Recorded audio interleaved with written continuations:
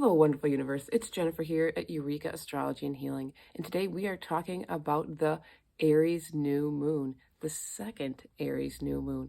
The Aries new moon is going to be on April 19th, 2023 at 11:12 p.m. Central Standard Time. Adjust your clocks accordingly to your time zone. With that being said, this is a little bit late coming out. The new moon is coming up, but I want to just take a note that this is the second Aries new moon we are going to be having this year, and this does not always happen. Sometimes is referred to as a black moon. It's kind of a loose term, just as we hear as like a blue moon, but it only happens every 32 months, so, and not always in the same sign. So kind of take note.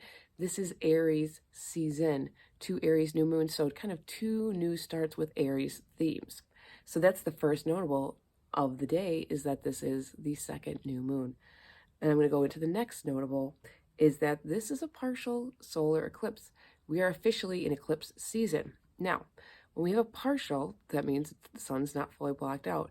But what's happening too right now is that the nodes are in different signs, but the eclipses are happening, or this eclipse specifically is happening not in the sign of the nodes. And this is preempting the shift that's going to be happening this summer with the nodes, because officially in the summer, the nodes will shift into Aries and Libra. So this is a little bit of a flavor and a taste of the nodal shifting and the future eclipses that we're going to be having. And so take note of this. It's just kind of like a little teaser and a little bit of a taste. And we'll talk about eclipses in a moment. The last notable that I want to make note of is that Mercury is slowed down. It is about to go retrograde officially, but when it gets to its retrograde point where it wants to stop and go backwards into the sky, so to speak, it gets really, really slow. And what's interesting is that Mercury doesn't like going slow, and Mercury happens to be in Taurus at this time, and this is already slowing it down. So like, this is about as slow as Mercury gets. Maybe if you had Saturn there next to it or having a strong aspect to it, it would amplify it even more. They're not making an exact aspect, but whew, so what does that mean? One of the themes is just slowing down the thought process, right?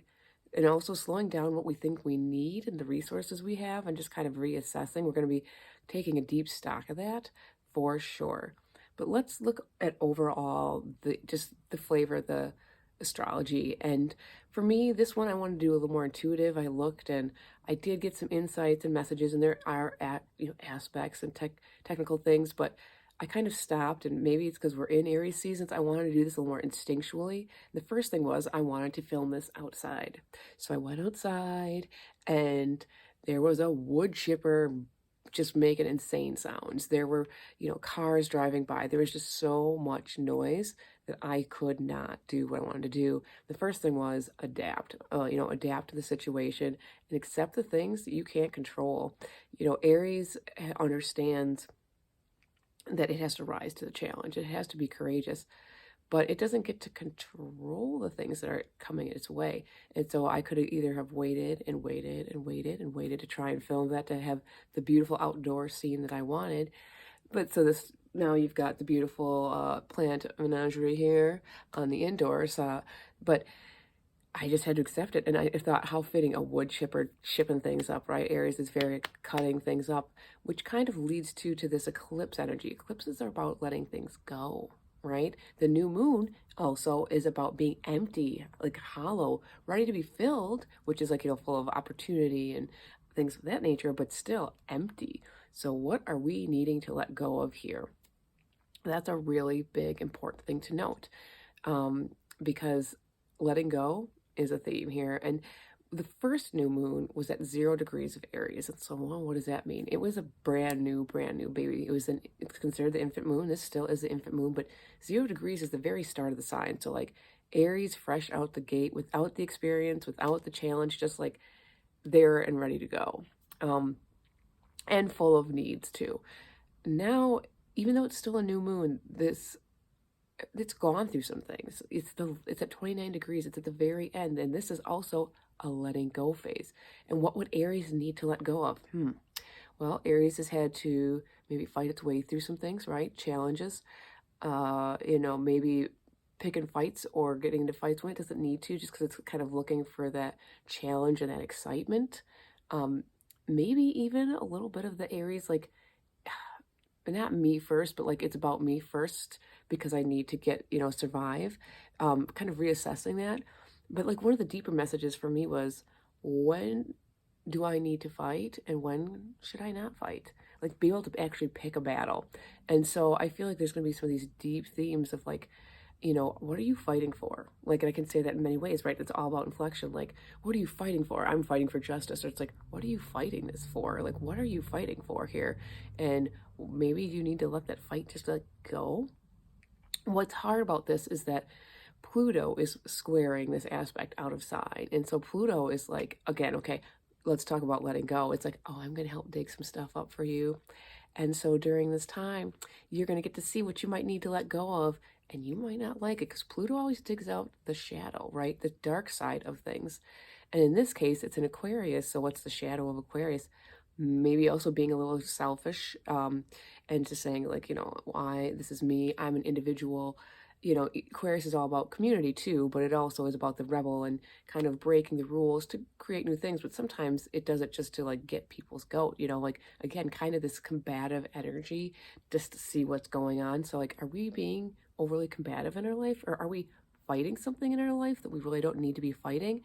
And like, what's the shadow part of that itself? It could also be with technology. Like I said, Mercury is going retrograde, and that's another struggle I've been having.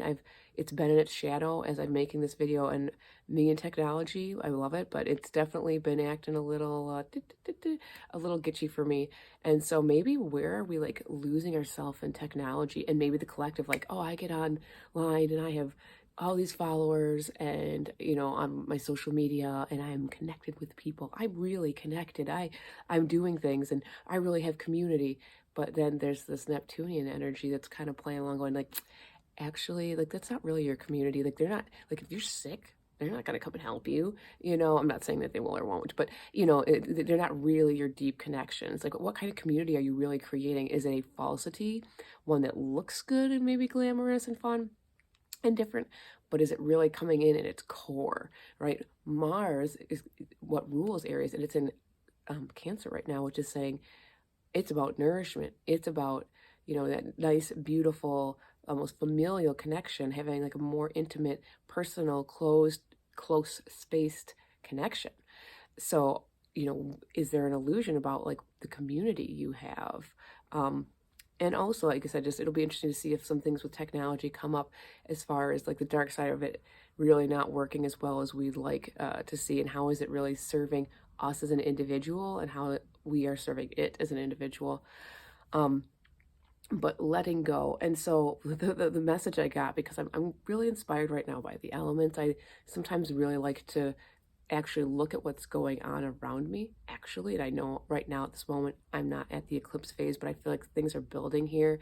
I'm seeing a lot of things happening, and I feel like it's kind of the precursor to this eclipse. Is that right now it is extremely hot where I'm living, and it's not normal. It's hot, okay, Aries, right? And it's dry and it's windy.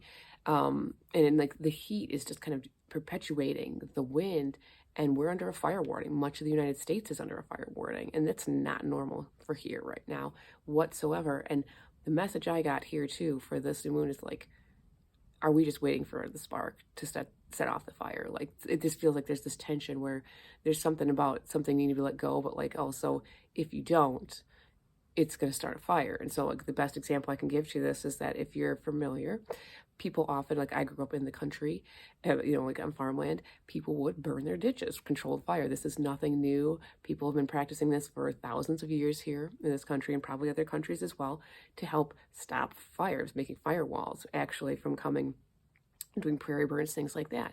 So do you go out and do you do a controlled burn when it's not windy to protect yourself from potential future fires, because all that dead grass is just, fuel for the flame?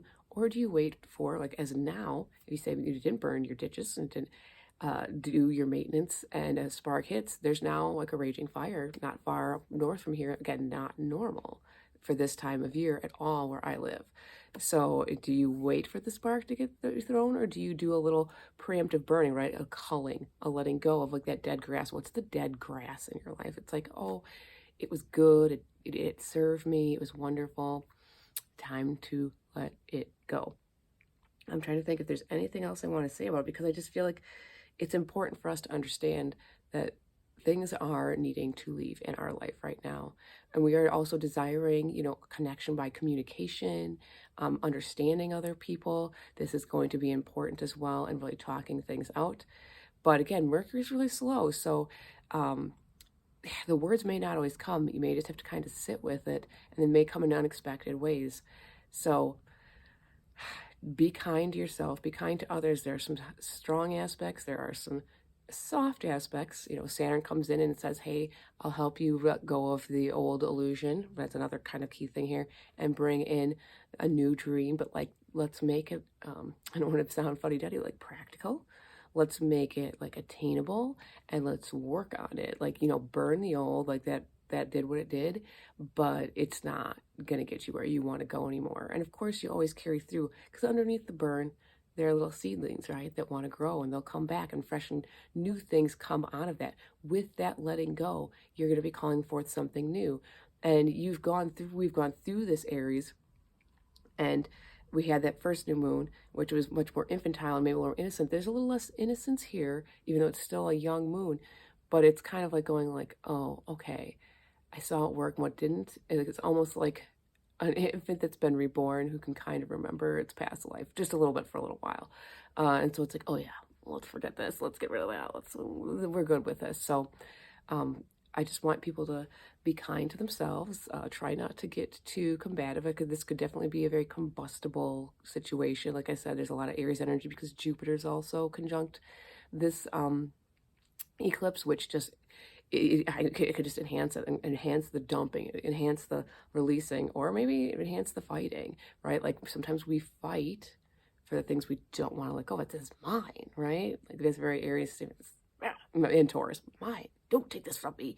You can't have this. I can't let this go. I need this to survive. Maybe you don't. Assess it. It's a good time for releasing, especially in this new moon. Be careful with rituals on eclipses. They're very powerful. So only release things you want to release, and remember to give it a little bit of time as the moon starts to grow. Call in the things you want, because nature abhors a vacuum. With that, I'm Jennifer at Eureka Astrology and Healing. If you like what I'm doing, hit like, subscribe, check out my website. Enjoy this Aries new moon part 2.